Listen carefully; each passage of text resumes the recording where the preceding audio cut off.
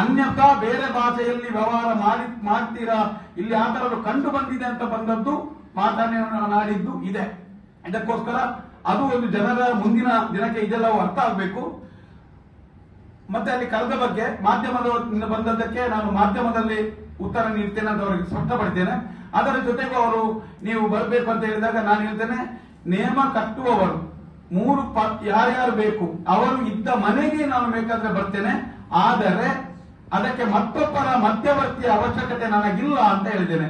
ಯಾರಾದ್ರೂ ದೈವ ಸಂಬಂಧಿ ಚಾಕಿರಿ ಗುತ್ತಲ್ಲ ಬಂದರೆ, ದೈವದ ನಿಜವಾದ ಚಾಕಿರಿ ಮಾಡುವವರಿದ್ರೆ ನೀವು ಕರೆದ್ರೆ ನಾನು ನಿಮ್ಮ ಜಾಗಕ್ಕೆ ಎಲ್ಲಿ ಬೇಕಾದ್ರೂ ಬರಬಹುದು ಅಂತ ಹೇಳಿದ್ದೇನೆ. ಅಲ್ಲಿ ಯಾಕೆ ಜಾರನ್ನೇ ಅಲ್ಲಿ ಬರುವುದಿಲ್ಲ ಯಾಕೆಂದ್ರೆ ಅಲ್ಲಿಯೇ ನಾನು ಹೆಸರು ಇತ್ತಲ್ಲ, ಮತ್ತೆ ಅಲ್ಲಿ ಬರಬೇಕಿದ್ರೆ ಆ ಜಾಗದಲ್ಲಿ ಬಂದು ಆ ಜಾಗದಲ್ಲಿ ಇಂಥದ್ದು ಏನಾದ್ರೂ ನಡೆದಾಗ ನಾವಲ್ಲಿ ಪ್ರಶ್ನೆ ಮಾಡುವಂತ ಸರಿ. ಈಗ ಎಲ್ಲರೂ ಮಾಧ್ಯಮದಲ್ಲಿ ಬಂದದ್ದರಿಂದ ಮಾಧ್ಯಮದ ಉತ್ತರವನ್ನು ನಾನು ನೀಡಿದ್ದೇನೆ. ಮತ್ತೆ ಇನ್ನೊಂದೇನ ಈ ರೀತಿಯಾಗಿ ಕ್ರಿಶ್ಚಿಯನರು ಮತ್ತೆ ಮುಸ್ಲಿಮರು ಮುಂದಿನ ದಿನ ಇದಕ್ಕೆ ಅವಹೇಳನ ಮಾಡ್ತಾ ಇದ್ದಾರೆ ಅಂತೇಳಿ ನಾನು ಕಮಿಷನರ್ಗೆ ಇದು ದೂರು ಕೊಟ್ಟಿದ್ದೇನೆ ಅಂತ ಎಲ್ಲ ಒಂದು ಕರೆ ಹೇಳಿದ್ರು.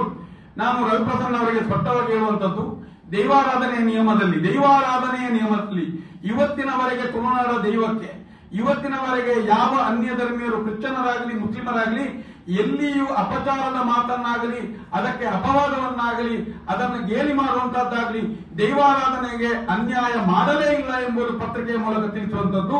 ಇನ್ನೊಂದು ನಿಯಮ ಹೇಳುವಂತದ್ದು, ದೈವಾರಾಧನೆಯ ನಿಯಮದಲ್ಲಿ ಇಂದಿಗೂ ಮುಸ್ಲಿಮರ ಮತ್ತೆ ಕ್ರಿಶ್ಚಿಯನರ ಒಳಗೊಳ್ಳುವಿಕೆ ಮತ್ತೆ ಗೌರವದ ರೀತಿಯಲ್ಲಿ ನಡ್ಕೊಳ್ಳುವ ಅನೇಕ ಕ್ಷೇತ್ರಗಳಿದೆ.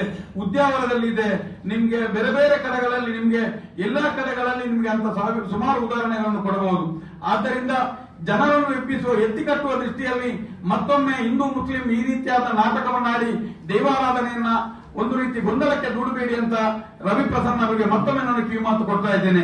ಯಾಕಂತ ಹೇಳಿದ್ರೆ ಏನೇ ಇದ್ರು ದೈವದ ಕಾಲದಲ್ಲಿ ದೈವ ತೀರ್ಮಾನ ಮಾಡುವುದನ್ನು ಮಾನವ ತೀರ್ಮಾನ ಮಾಡುವುದು ಬೇಡ ಎಂಬುದು ನನ್ನ ಅಭಿಪ್ರಾಯ.